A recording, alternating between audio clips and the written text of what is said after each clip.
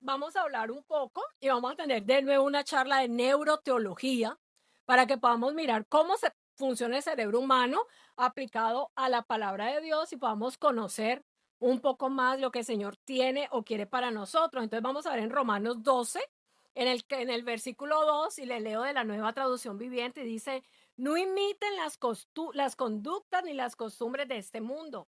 Más bien dejen que Dios los transforme en personas nuevas al cambiarles la manera de pensar. No tenemos el versículo allí, lo voy a leer de nuevo. No imiten las conductas ni las costumbres de este mundo.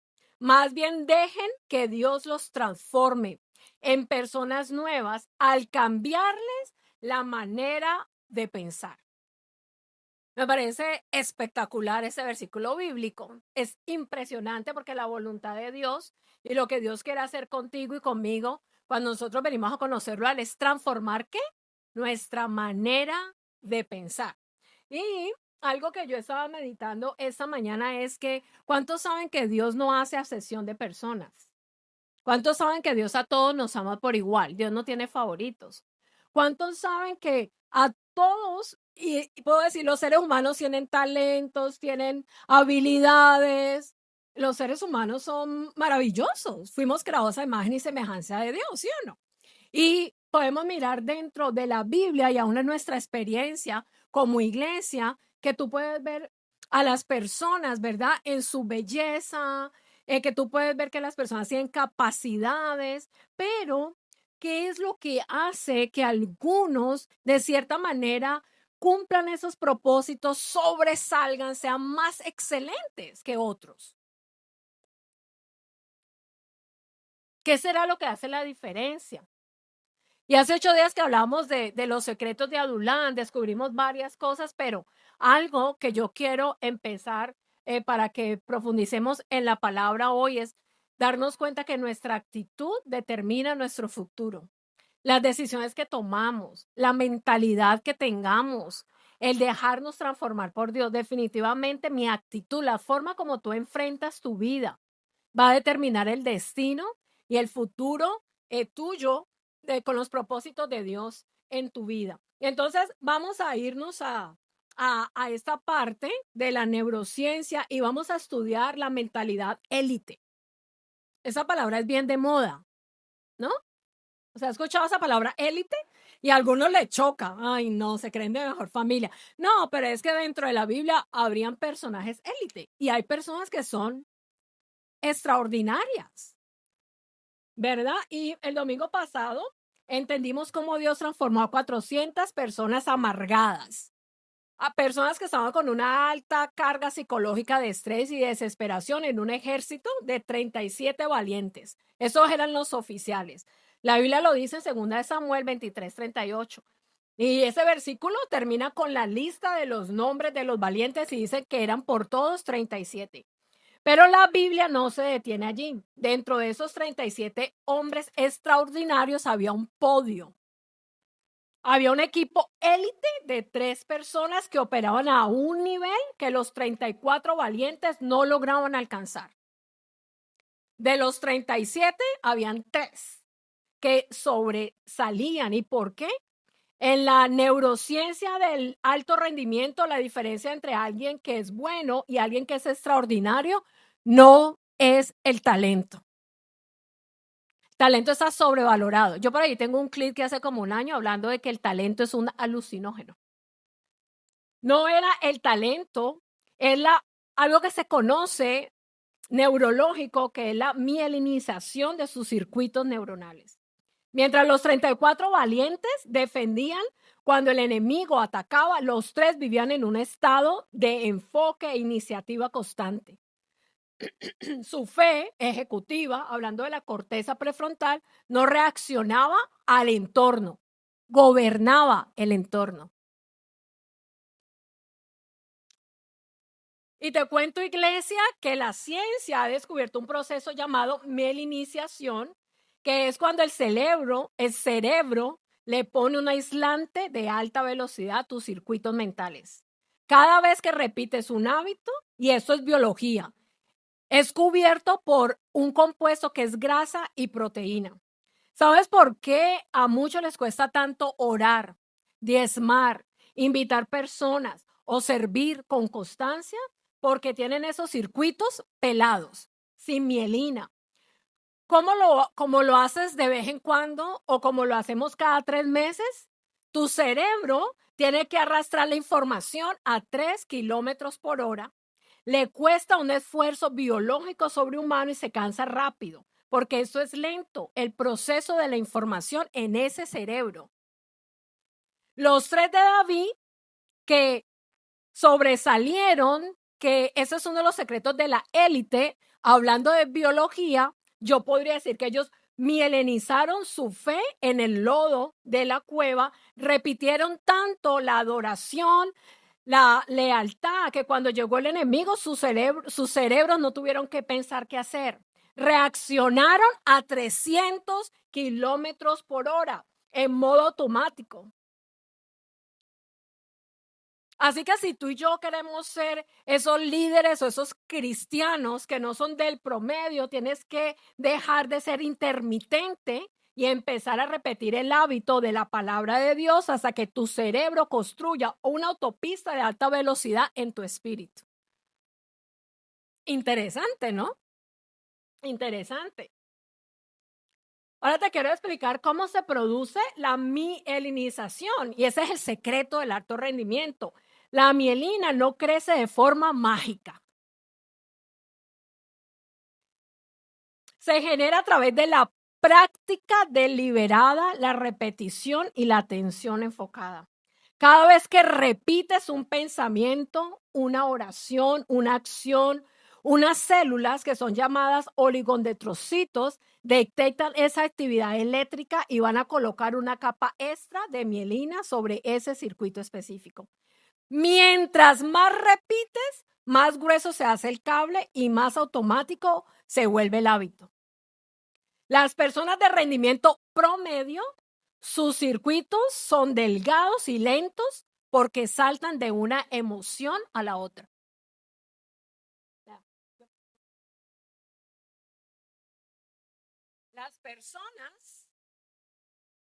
Las personas de rendimiento promedio, haz de cuenta que esas son tus neuronas, tus acciones, los circuitos neuronales. Tienen los circuitos delgados y lentos. Acuérdense que viajan a cómo? La información a 3 kilómetros por hora, como caminando. O sea, no reaccionan, no se mueven, es lento. ¿Verdad que sí? Eso es como cuando uno empieza a hacer ejercicio. Ay, no, ¿verdad? Así está el cerebro, porque no he creado el hábito. Y esas personas de rendimiento promedio tienen esos circuitos neurológicos porque saltan, viven de cómo, de emoción a emoción, de una emoción a la otra. Los élites, y aquí estos 3 de David repitieron tanto sus hábitos de fe, valentía y enfoque en la cueva que construyeron auténticas autopistas de mielina en sus cerebros. Usted me ha escuchado mucho decir esta frase: los triunfos no comienzan cuando veo los resultados, sino con mi manera de pensar. Y cuando tú llevas esto a la luz de la Biblia, era muy parecido lo que el Señor hizo en 2 de Samuel, que es nuestro texto de la cueva de Adulán, descubriendo esos secretos de Adulán, muy parecido a lo que pasó con Jericó y con Josué y con el pueblo. Ellos tenían que derribar esas murallas. Obviamente necesitaban un milagro porque Dios es el que hace todo, pero Dios empezó a hacer ¿qué? Les dio una instrucción que iba también a inundar su cerebro porque ellos tenían que derribar primero esas murallas de incredulidad. ¿En dónde? En sus cabezas. Y tenían que dar vueltas. O sea, era activar todo su sistema reticular ascendente y era activar toda su manera de pensar. Y mientras ellos daban esas vueltas, ellos estaban viendo la muralla más delgada, se estaban convenciendo de que era posible, pero tenía que haber una acción. ¿Sí? Y nosotros nos damos cuenta que la Biblia lo dice y por eso la Biblia habla, dicen, por ejemplo, no dejen de congregarse, como algunos tienen por costumbre. La palabra allí es por hábito, porque Dios sabe que los hábitos, lo que tú hagas más, lo que tú repitas más, empieza a ser más fuerte en tu vida, lo que tú alimentes más. Y esto es para hábitos positivos y negativos. Lo que tú hagas más en tu vida. Y la Biblia lo explica de esa manera. Orad sin cesar. Esfuérzate y sé valiente, Josué. Dios, ¿cómo voy a poseer la tierra? Esfuérzate y sé valiente. ¿Y para qué me tengo que esforzar y ser valiente? Para poner por obra todo lo que está en el libro de la fe. Porque para poder obedecer a Dios se requiere valentía, porque tu cuerpo se va a oponer. Porque tu cerebro está lento, está lazy y no quiere. Los hábitos buenos, construirlos requieren esfuerzo, constancia y requiere que tú decidas salir del promedio de la, no voy a usar la palabra mediocridad, ya la dije, de salir de la comodidad y crear nuevos hábitos. Y a eso Dios nos está llamando. Josué, tú vas a meditar en la palabra de Dios de día y de noche. Y tú y yo en TikTok de día y de noche. Entonces, vamos a mirar hoy los secretos de Adulán y vamos a ver a estos tres élites, porque me encanta, ¿no? Me encanta. En algún momento creo que David decía, a mí me gusta estudiar la vida de los adinerados y de los millonarios y descubrir cuáles son sus secretos. Buenísimo. En lugar de envidiarlos y criticarlos porque todo lo del rico es robado, yo voy a mirar ellos que saben que yo no y que descubrieron ellos que yo no para yo también ponerlo por obra, ¿verdad? Entonces, vamos a mirar hoy a estos tres del equipo élite. Y dice la Biblia en segunda de Samuel 23:8, dice José Basebet, principal de los capitanes, mató a 800 hombres de una vez. O sea, ese hombre, él solo era un ejército. ¿Para qué ejército? Uno solo que mató 800 de una vez. Y aquí está el hábito, el primer hábito de alto rendimiento. Era la generación de energía y enfoque láser. Cuando tú empiezas a repetir el hábito, recuerda que la información que tú recibes ya no va a ir a 3 kilómetros por hora, sino a 300 kilómetros por hora, como un tren bala o un carro de carreras. Entonces, dice que este hombre, imagínate a un hombre rodeado por 800 enemigos. Un cerebro promedio entra en taquicardia, visión de túnel por pánico y fatiga por estrés en los primeros 60 segundos. José Basset dominaba la regulación automática. Al aplicar el salmo, que hablamos del 57, que se conoce que es uno de los salmos que David escribió cuando estaban dentro de la cueva.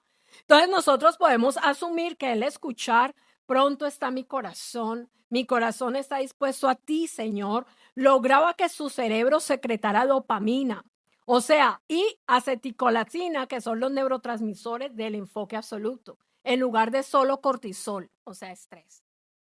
Yo creo que nosotros generalmente secretamos mucho cortisol y estamos intoxicados por cortisol, ¿verdad? ¿Qué fue lo que pasó con este hombre neurológicamente viéndolo? Bloqueó el ruido de la masa. Su mente no vio 800 problemas, vio una asignación a la vez. Su secreto mental fue la hiperclaridad. Sabía exactamente quién era y cuál era su propósito en esa cueva. Eso es como, estaba pensando en John Wick, que como que Hollywood lo tiene muy claro. ¿Se ve? Cómo él piensa y alguien dice que él tiene como una especie de trastorno, algo que lo hace que sea como más grande, que él pueda entrar al lugar y ve todo se mueve y ya planea por dónde salir y tiene esas mentes así. Y tremendo porque nosotros tenemos esa capacidad. Aquí está la pregunta de reflexión para ti, hablando de este hábito de alto rendimiento de la generación de energía, es decir, crear hábitos sanos para que haya esa transformación en el cerebro, es esta. Cuando se te juntan los problemas en la semana, los 800 enemigos de las deudas, el matrimonio, los hijos, la situación, ¿tu cerebro se dispersa en el pánico de la masa? ¿O tienes el hábito de alto rendimiento de silenciar el entorno y enfocarte con claridad en una sola batalla a la vez hasta vencerla?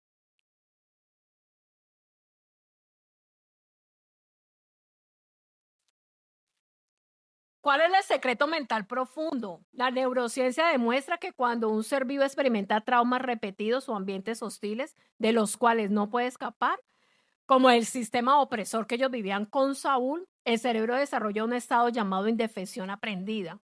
O sea que la corteza prefrontal se apaga y el cerebro asume que haga lo que haga, nada va a cambiar. ¿Tú alguna vez has estado pensando así? Esto genera pasividad, queja colectiva y parálisis. En este hombre, ese circuito biológico, mientras los 400 hombres de la cueva reaccionaban bajo el efecto masa, si la mayoría se queja, yo me quejo. Si la mayoría huye, yo huyo. Él activó su atención ejecutiva, o sea, usó el efecto espejo del honor que David les había enseñado en la cueva cuando adoraba a Dios y cuando se enfocaba a Dios. Su cerebro no procesó los 800 enemigos como una amenaza de muerte, sino como una asignación de victoria.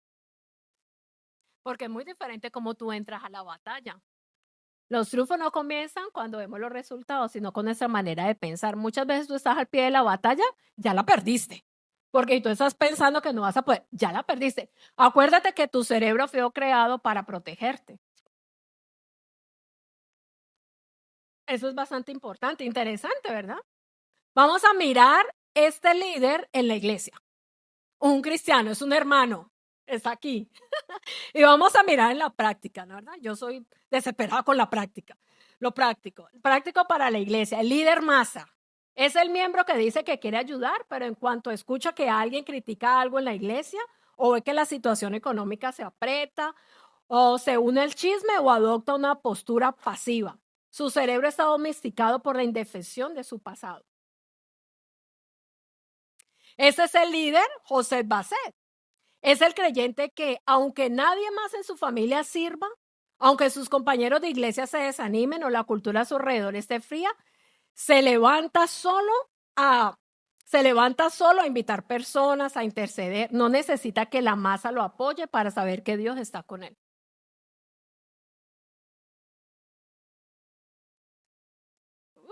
Interesante, ¿no? Tremendo, ¿no? Preguntas de reflexión. ¿Tu nivel de compromiso y de fe depende del estado de ánimo de los que te rodean?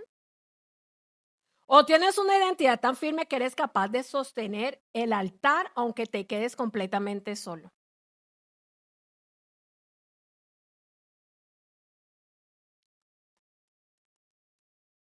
Cuando nosotros llegamos aquí a Estados Unidos, la familia de mi esposo ya llevaba años viviendo acá.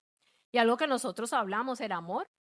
Tú no puedes ponerte a meterte bajo la sombrilla, es que tuvieron una sombrilla, bajo la sombrilla de lo que tu familia está haciendo, cómo se divierten, cómo invierten el dinero. Eso no es una competencia.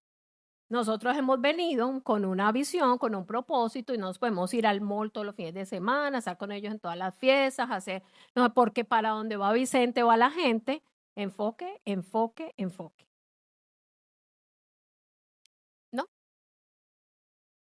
Tremendo, ¿verdad?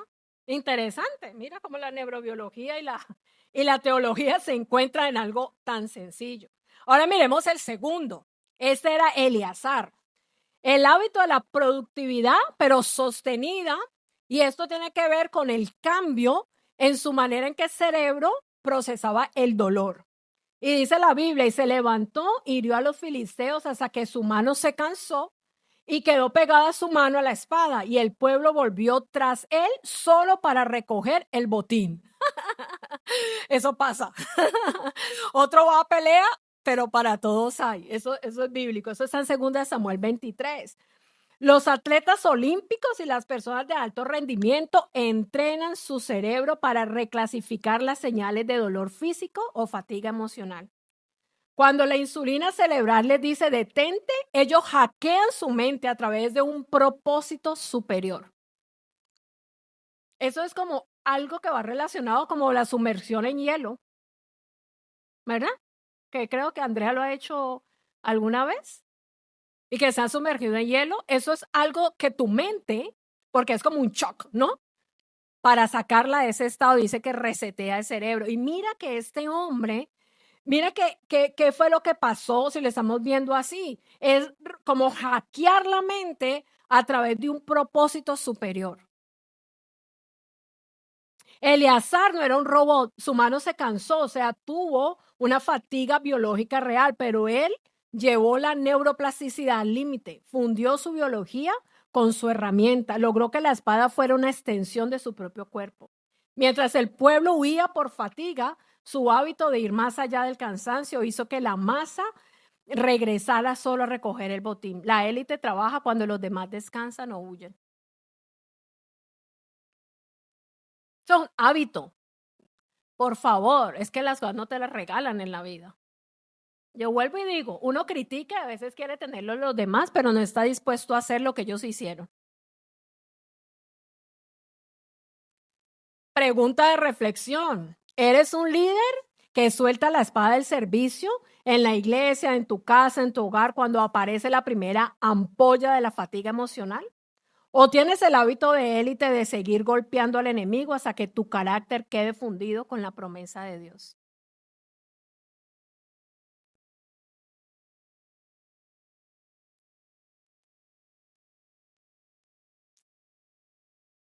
Tremendo, ¿no?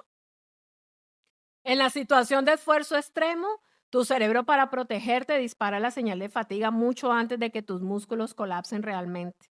Ese es un mecanismo de defensa que grita, detente, renuncia, huya. El pueblo de Israel escuchó esa señal biológica y huyó. Eleazar logró que la neurociencia, que su cerebro mantuviera una atención sostenida de alta resiliencia. Al aplicar la palabra del Salmo 57, logró que su mente entrara en un estado de paz bajo presión. Desconectó las señales de pánico de su cerebro y mantuvo su foco atencional firmemente pegado al propósito. Biológicamente su mano sufrió un espasmo muscular severo, quedó pegada a la espada, pero neuroteológicamente su espíritu gobernó su biología. Y es como a veces, yo no sé si usted ha visto, pero te dan como algunas, cuando tienes ansiedad o algo así, te dicen cuente, no sé, respire, estás enseñando a respirar. Y el otro día vi que una bandita que te pones como un cauchito y cuando vengan los pensamientos negativos, cosas así, te haces, porque eso como que envía, tremendo, me parece como un poco cruel, pero no, yo pensaba en eso y yo decía, porque a veces nosotros como cristianos queremos espiritualizarlo todo y nosotros se nos olvida que nosotros tenemos un cerebro, cómo funciona, ¿ves?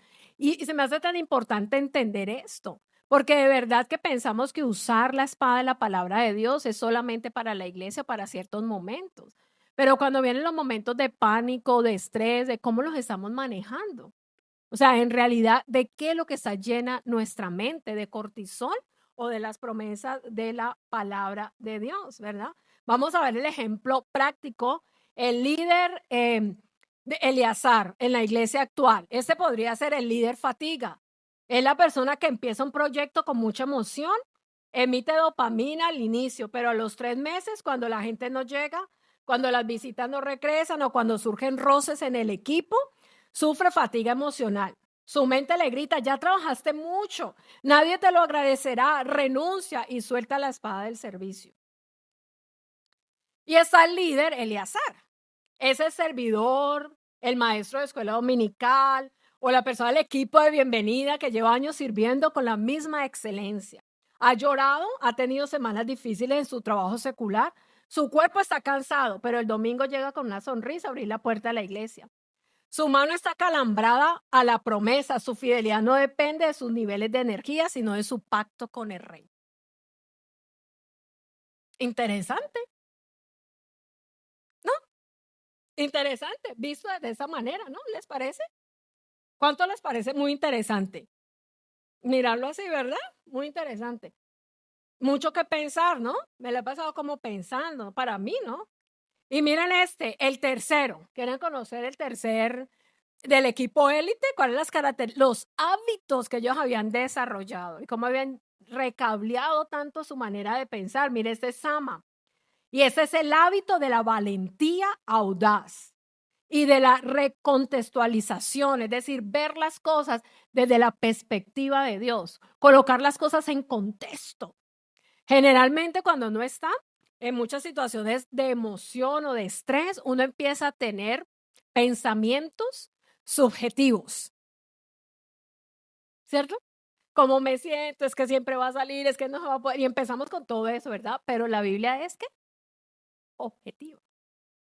La Biblia es verdad. La Biblia es lo que es. Esa es la verdad. No lo que mis sentimientos dicen. Dice la Biblia, los filisteos se habían reunido donde había un pequeño terreno de lentejas y el pueblo había huido. Él entonces se paró en medio de aquel terreno y lo defendió. El hábito de rendimiento, esa valentía y la elección de estándares. Las personas de alto rendimiento no definen las cosas basándose en su tamaño actual, sino en su valor potencial. El pueblo sufrió de ceguera cognitiva, menospreció el terreno porque solo eran lentejas. Sama aplicó la recontextualización neurológica. El Salmo 34:10 dice, los leoncillos necesitan y tienen hambre, pero los que buscan a Jehová no tendrán falta de ningún bien. Él entendió que la dignidad no se negocia por el tamaño del terreno. Tras un límite en su mapa cerebral, aquí me planto. Su valentía audaz recabrió el miedo de su amígdala en un escudo de protección familiar. Defendió lo pequeño con los estándares de un palacio y por eso Dios le otorgó una gran victoria. Nosotros a veces menospreciamos mucho lo que Dios nos da y nos ha dado. Mucho. Ay, es que eso es, ay, no, pero es que, cualquier cosita, cualquier manera, ¿cierto que sí? Y generalmente estamos mirando lo de los demás. Pregunta de reflexión, ¿estás regalándole tus terrenos de lentejas, tu santidad secreta, la paz de tus hijos, tu asistencia a la iglesia, tu servicio, tu relación con Dios, al enemigo porque tu mente los etiqueta como cosas pequeñas que no valen la pena defender con la vida? Saben que hicieron un estudio y dice que el trauma de la escasez crónica altera el sistema de recompensa del cerebro, alterando la percepción del valor de las cosas. Las personas traumatizadas por la pobreza o el abuso tienden a minimizar lo que poseen. Interesante. Pensando, esto es insignificante, no vale la pena defenderlo o invertir en ello. Qué interesante. Porque de pronto podemos venir de familias donde hubo pobreza. Y a veces, ay, no, yo no me puedo comprar esto para mí, muy en el fondo es porque creo que no me lo merezco. O muy, esto mejor lo doy, eso mejor lo regalo. No, pero es que yo qué voy a hacer con esto. No, y yo para qué tanto dinero. Y viene como un trauma, ¿no? Porque Dios nos entrega la empresa, la compañía y empezamos a hacer cálculos y números de acuerdo a nuestra mente y no realmente la magnitud de lo que Dios nos ha entregado. No le podemos dar el valor o ver el valor, el potencial, pero tiene que ver con nuestro cerebro. Y así con todo en la vida. Qué interesante, me gustó mucho este estudio. Y eso tiene que venir, viene con un trauma. El pueblo vio un terreno de lentejas, su cerebro mendigó. Su cerebro mendigo prefirió huir antes que arriesgarse por algo tan barato. En cambio, Sama activó el secreto mental de la guerra con horror, basado en el Salmo 34. Modificó el valor del estímulo visual. Él no vio comida de esclavos, vio el patrimonio que Dios le había confiado. Vio la provisión divina y la dignidad de su llamado. Usó su corteza prefrontal para plantar sus pies, inhibir el impulso de huida de la amígdala y establecer un límite innegociable frente al enemigo.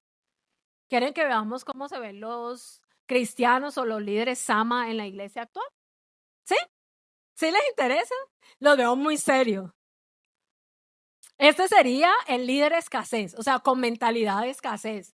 Es aquel que menosprecia las tareas pequeñas de la iglesia o su propia vida. Piensa, como solo somos 20 personas, no vale la pena que prepare bien la clase. O como esta iglesia crece lento, no me voy a esforzar en traer invitados. Deja que el enemigo le robe el terreno de las lentejas por no saber ver el valor espiritual de los comienzos pequeños. Y Dios bendice los pequeños comienzos. La Biblia dice que si somos fieles en lo poco, Dios nos pondrá en lo mucho.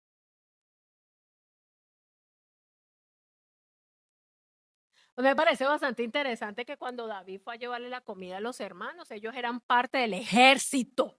Ellos eran parte del ejército, ¿no? Y estaban asustados por Goliat.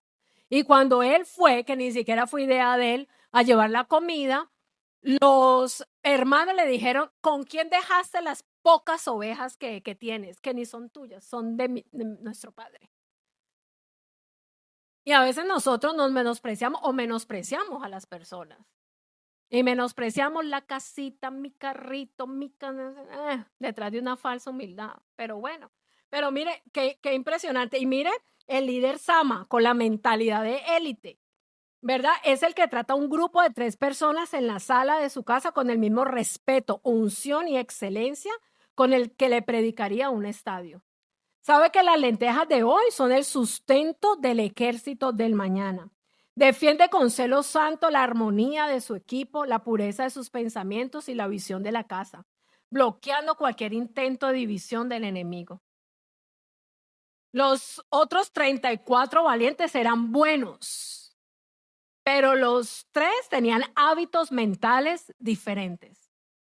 Ahora, yo quiero que tú pienses un poco en tus hábitos mentales. Esta semana, por ejemplo, ¿cuáles fueron los pensamientos más frecuentes?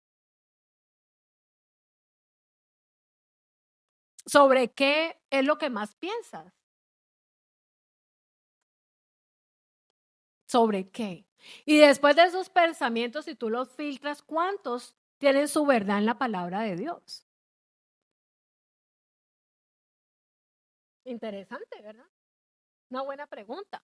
Porque a veces podemos decir, no, yo ni sé en qué estoy pensando. No, piensa en lo que estás pensando. Porque como piensa en su corazón, así somos. Podemos descubrir muchas cosas. Estos 3 valientes, José Basset no se contaminaba con el pánico de la masa. Eleazar no soltó la espada por fatiga emocional. Y Sama no menospreciaba el valor de lo pequeño. Me gusta que cuando tú lees esta historia hay algo que es bellísimo y te voy a pedir que te pongas en pie para que podamos orar. Y también le voy a pedir al pastor que venga un momentico. Me gusta tanto que ellos, ese texto bíblico, la victoria es atribuida a Dios. El texto bíblico repite la frase, y Jehová dio una gran victoria aquel día. Cuando tú lees esa historia, en todas las guerras y en todas las batallas que ellos estuvieron, a pesar de que estos hombres de élite habían salido del promedio, de lo común y se han esforzado de la manera como se han esforzado, algo que es tan interesante es que ellos siempre le daban la victoria a Dios. Ellos entendían que sin Dios no podían hacerlo, pero también comprendían y descubrieron que Dios era el que los había creado y cómo los había creado. Porque repito, nosotros queremos espiritualizar como mucho las cosas, pero nosotros no entendemos realmente que darle gloria a Dios no es algo solo de labios, sino que tiene todo que ver con nuestra actitud, con cómo nosotros estamos viviendo. Con cómo nosotros estamos viviendo. Y el éxito que necesita ser redefinido en nuestras vidas tiene todo que ver con hacer, eso es éxito, con hacer lo que Dios te ha puesto a ti a hacer. Eso es el éxito, estar en el centro de la voluntad de Dios para tu vida y para mi vida. El texto repite la frase, Jehová dio una gran victoria aquel día, indicando que su excelencia operaba bajo una dimensión espiritual, de fidelidad al propósito de Dios con David, mostrando de nuevo resistencia física llevada al límite y una lealtad inquebrantable que inspiraba al resto del ejército a retomar el valor. En realidad, ellos fueron excelentes haciendo lo que Dios les había llamado a hacer. En ese lugar, en medio de la cueva, decidieron ir más profundo, correr la milla extra. Y yo te digo una cosa, el cerebro es experto en querer mantenerte donde tú estás y en decirte que las cosas no van a cambiar y en mostrarte que es imposible. Y muchas veces hasta podemos levantarnos en contra de Dios, soltar la espada de la fe. Es experto en querer mantenerte en la rutina, pero romper lo que hoy se conoce como techos mentales. ¿Usted lo ha escuchado? El bloqueo mental. Y mire que es cierto que el cerebro, él no entiende palabras o números, no. Tiene que ser a través de imágenes, porque nosotros no vemos con los ojos, vemos con el cerebro. Pero es tan importante que vemos, ¿no? Que oímos. Vemos con el cerebro, pero es la repetición.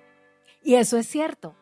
Cuando tú empiezas a ganar cierto dinero, ya tu cerebro empieza a decir, no, yo no voy a volver a ganarme esto tanto, yo quiero más. Él mismo empieza a irte llevando porque ya lo lograste. ¿Me explico? Pero es Dios el que nos sostiene en medio de eso, ¿no? Es Dios el que nos sostiene y que tiene que tener un propósito eterno mucho más grande.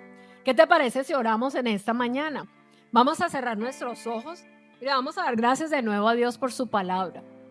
Y yo te doy gracias, Señor, por tu palabra. Tu palabra es hermosa y tu palabra es poderosa. Y dice que es como una espada más cortante, Señor. Una espada de 2 filos que es más cortante que cualquier espada y que penetra.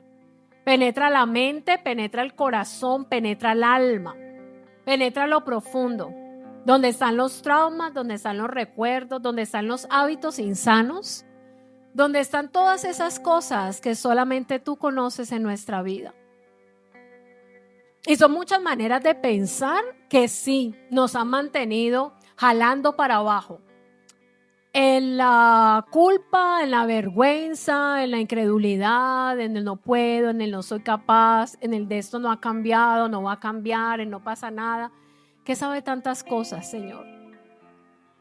Tantas cosas que aprendimos de niño, tantas cosas que escuchamos o quizá lo que estamos viviendo ahora en medio de la cueva, como estaban estos 400 personas.